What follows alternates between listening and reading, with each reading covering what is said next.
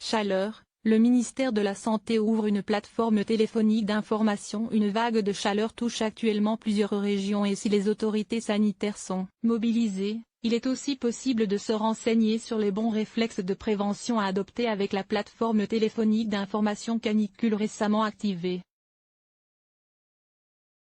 Météo France prévoit, à partir du lundi 19 juin et dans les prochains jours, une vague de chaleur qui touchera la majeure partie du territoire. Ainsi, 13 départements sont actuellement en vigilance orange: Vendée, Maine-et-Loire, Deux-Sèvres, Vienne, Charente, Charente-Maritime, Haute-Vienne, Gironde, Landes, Dordogne, Lot-et-Garonne, Pyrénées-Atlantiques, Paris et la Petite Couronne. Des vigilances jaunes sont par ailleurs prévues dans de nombreux départements des régions Bretagne, Centre-Val de Loire, Pays de la Loire, Île-de-France, Occitanie, Nouvelle-Aquitaine, Auvergne-Rhône-Alpes, Bourgogne-Franche-Comté. Des températures élevées qui pourraient perdurer toute la semaine.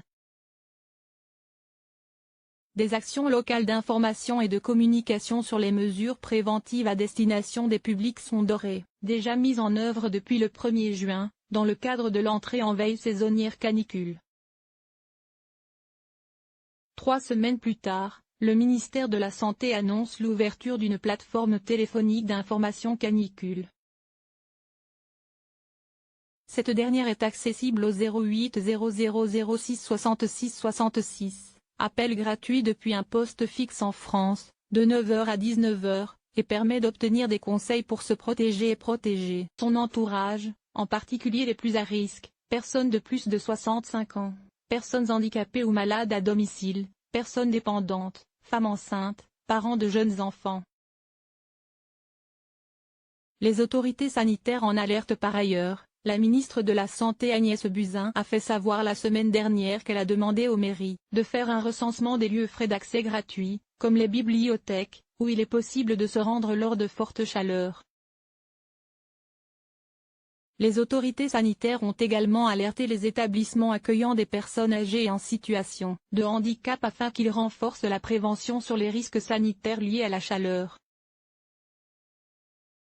La Direction générale de la santé rappelle le rôle fondamental des associations, lesquelles appuient les autorités locales sur le terrain, pour permettre l'assistance aux personnes en situation de précarité, personnes isolées et personnes à risque, fait savoir le ministère.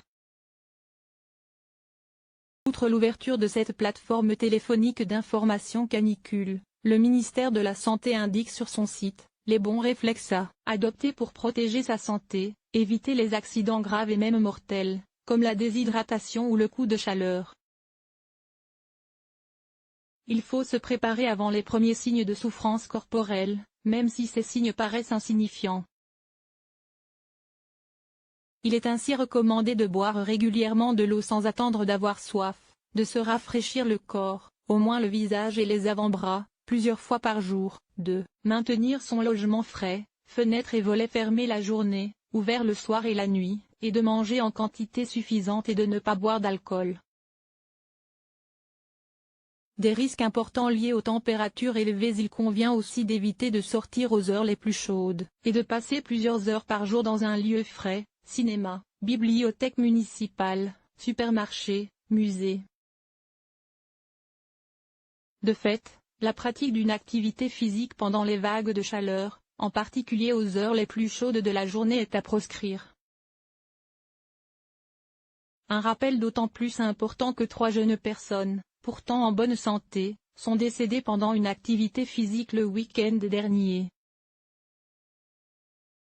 La première victime, un homme âgé de 38 ans, est décédé en raison d'une hydrocution et les 2 autres victimes étaient des sportifs aguerris ayant fait un malaise après avoir couru en plein soleil. Cet effort prolongé en pleine chaleur aurait provoqué chez eux une hyperthermie, aussi appelée coup de chaleur. Les personnes qui présentent des problèmes de santé ou sous traitement médicamenteux régulier ne doivent pas hésiter à demander conseil à leur médecin traitant, pour une adaptation de dose par exemple.